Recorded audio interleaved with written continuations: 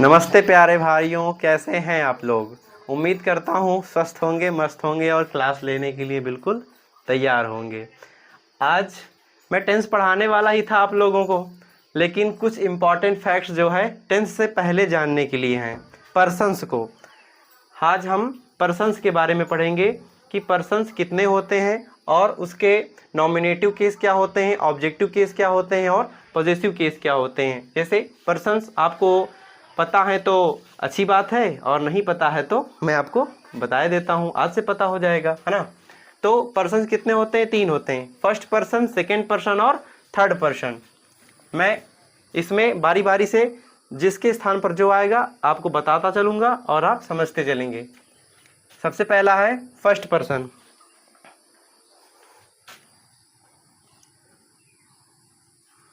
First person. उसके बाद अगला है सेकंड पर्सन। Second person. उसके बाद अगला आता है third person. Third person. First person में कौन कौन से हमारे कर्ता कारक आते हैं? जैसे हम किसी वाक्य को लिखते हैं तो उसका सब्जेक्ट आता है ना, हरि, श्याम, राम। तो आई और वी जो हमारे फर्स्ट पर्सन होते हैं। कौन कौन से? आई और वी। उसके बाद जो सेकंड पर्सन होता है यू होता है, समझे। सेकंड पर्सन कौन होता है? यू होता है। उसके बाद third person he, she, it और दे। यही शब्द ना यूज करते हैं ना हम जब किसी वाक्य को हम ट्रांसलेट करते हैं।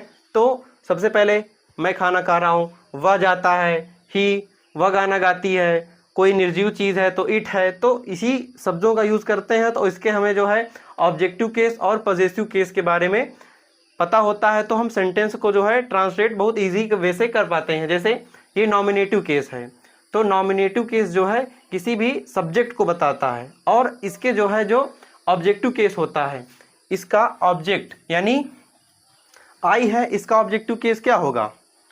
मी होगा। क्या होगा? मी हो जाएगा। वी का क्या हो जाएगा? अस हो जाएगा। और यू का यू ही रहेगा। यू का यू ही रहेगा।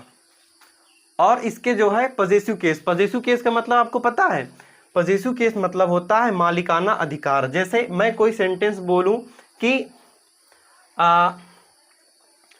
ये हमारी किताब है, ये हमारी किताब है, तो हम उसके लिए अवर्स का यूज करते हैं ना, हमारी के लिए। अपना के मीनिंग जो है, अपना के लिए सभी जितने मीनिंग्स हैं उसके अपना के लिए मीनिंग जो है हम पॉजेसिव केस में बताते हैं कि किसका है। ये हमारी किताब है, तुम्हारी किताब है, उसकी किताब है, इट्स उसकी किताब है, दे उनकी किताब है।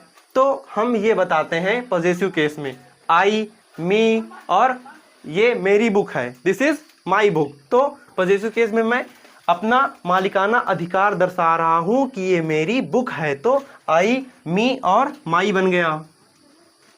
उसके बाद जो है वी, अस, अवर। ये हमारा किताब है, ये हमारा बोर्ड है ना, ओ यू आर, अवर। उसके बाद क्या आता है? यू। यू का जो नॉमिनेटिव केस होता है, ऑब्जेक्टिव केस होता है, वो यही होता है यू। लेकिन जो पॉजेसिव केस होता है वो जो है योर्स हो जाता है। क्या हो जाता है? योर्स हो जाता है, ठीक है। उसके बाद आता है हमारा थर्ड पर्सन।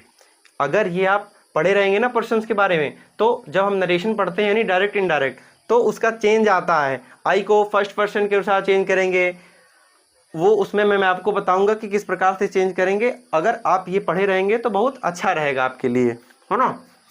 तो ही के लिए ऑब्जेक्टिव केस क्या बनेगा? ऑब्जेक्टिव केस क्या बनेगा? ही का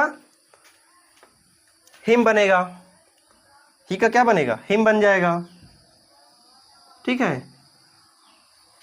अगर मैं कहूं कि वह उसकी किताब है तो ही हिज कहेंगे, ठीक है, हिज बुक।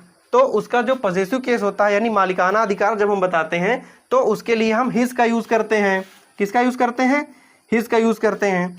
और सी के लिए क्या यूज़ करते हैं, ऑब्जेक्टिव केस के लिए सी, हर और हर्ष, यानी उसकी किताब है। अगर कोई लड़की है तो उसके लिए हम सी का यूज़ करते हैं, सी के लिए हर, और पॉजेसिव केस में हर्ष क्या हो जाएगा, हर्ष हो जाएगा।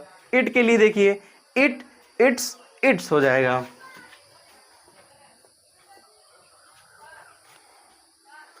और यहाँ पे जो है आई के लिए मी और माई, और यहाँ कभी कभी जो है माइन का यूज भी कर लिया जाता है, दिस इज माइन बुक, ये आप जो है लिख लेंगे। सी उसके लिए जो है ये इट्स आ गया ना, इट, इट्स और इट्स, ये हो जाएगा इसके ऑब्जेक्टिव केस और पॉजेसिव केस। उसके बाद आता है हमारा दे। दे के लिए हम क्या करते हैं, उसकी किताब है, उनकी किताब है। वे, दे को इंग्लिश में क्या कहते हैं, वे, तो उसका जो मालिकाना अधिकार जो हम दर्शाते हैं तो देयर्स का यूज करते हैं। किसका यूज करते हैं, देयर्स का, देयर्स का यूज करते हैं। और जब हम ऑब्जेक्टिव के यूज करते हैं तो देम का यूज करते हैं। किसका यूज करते हैं, देम का यूज करते हैं। तो हमारी ये जो टेबल है अब कंप्लीट होती है। आई होप इसके जो पर्सन्स हैं, फर्स्ट पर्सन, सेकंड पर्सन, आपको ये ध्यान में रखना है कि फर्स्ट पर्सन में आई वी आता है, सेकंड पर्सन में यू आता है, और थर्ड पर्सन में ही, सी, इट और दे आता है। इनके ऑब्जेक्टिव केस क्या होते हैं, आई का मी हो गया, वी का अस हो गया, यू का यू ही रहता है, और ही का हिम बना, उसके बाद सी का हर बना, इट का इट्स बना, दे का देम बना। और जब हम पॉजेसिव केस यानी कि मालिकाना अधिकार दर्शाते हैं तो this is my book, this is ours book, this is yours book, this is his book, hers book, its book, their book, तो हम उसके लिए, उसकी किताब है ना, उसके लिए मालिकाना अधिकार पॉजेसिव केस में बताते हैं। तो ये सारे आपके कंप्लीट होते हैं इस तरह से। अगर आप इसे पढ़े रहेंगे तो टेंस में जो है अच्छे से परफॉर्म कर पाएंगे। ठीक है, उम्मीद करता हूँ आपको जो है ये पूरी टेबल स्पष्ट हो गई होगी। मिलते हैं नेक्स्ट वीडियो में, और लाइक करना, शेयर करना ना भूलें। ठीक है, अगर वीडियो अच्छी लगती है तो। ठीक है, धन्यवाद।